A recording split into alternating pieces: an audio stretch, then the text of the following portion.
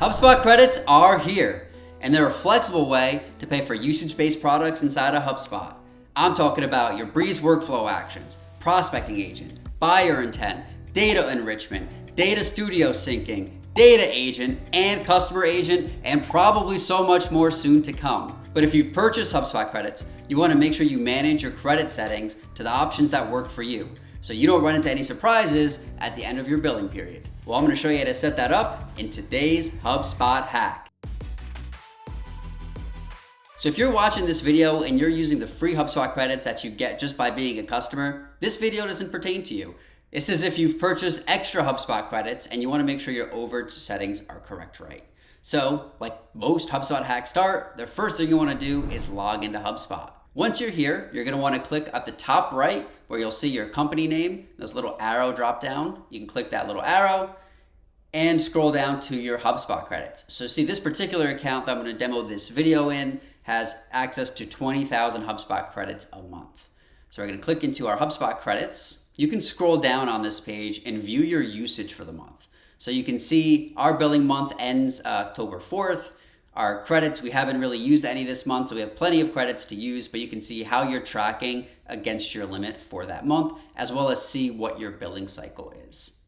You can see a summary of your credits, and then you can even see where your credits are currently being used. So say you take a look in here and say, okay, our Breeze workflow actions are using up a lot more credits than our intent, for example. You can identify where those issues are. So some of these options, you'll actually have the ability to pause them. So for example, customer agent, if you see that's eating up a lot of your credits, you're getting towards your credit limit for the month, you can come in here and pause that customer agent by clicking pause and pause usage. When you want to continue it again, you have to come in here and say that you want to continue that usage. And also, by clicking into these features that use your monthly credits, you can see a breakdown of each usage by action. So one Breeze action in a workflow uses 10 credits.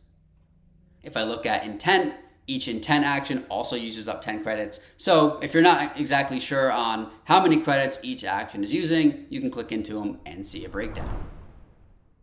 So you'll see here our monthly credits is 20,000 credits per month, and our current overage setting is auto upgrade. So what that means is if I go over those 20,000 credits, it will upgrade me to the next tier automatically. So to manage your credit settings, you can click Manage Credit Settings here, and then you have two options. The first one is auto upgrade. That means when you exceed your monthly limit, we'll automatically add 1,000 credits to keep things running. So you'll be buying them in bulks of 1,000. So if you want this option, you'll click Auto Upgrade, click Next, and then you'll have the option to set another capacity limit. So right now we have 20,000 credits. If we go over that, the first option is don't set a limit. If we go up to 21,000 or 25,000, 35,000 credits, it'll continue to use those credits so that we don't get slowed down, and we'll be billed for them upfront in blocks of 1,000. Or you can set a monthly credit limit.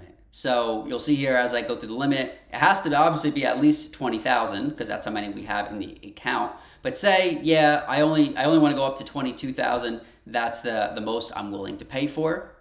You can then click Next. And then there is a save option down here where this option will be applied immediately. The second option that you have is to pay as you go. So this means you'll be billed for individual credits over your limit at your next invoice. So if this option works better for you, you'll want to select Pay As You Go, click Next, and then just like the last page, you have the ability to set limits or not. So if you don't want to set a limit, if we go up to 25,000 credits, just bill me for every single credit that I use, you can do that. Or you can set a maximum monthly credit here like we did before. Say this time I want to have a max limit of an extra 1,000 credits every month. I can set that, click Next, and then click to apply those changes if I want to.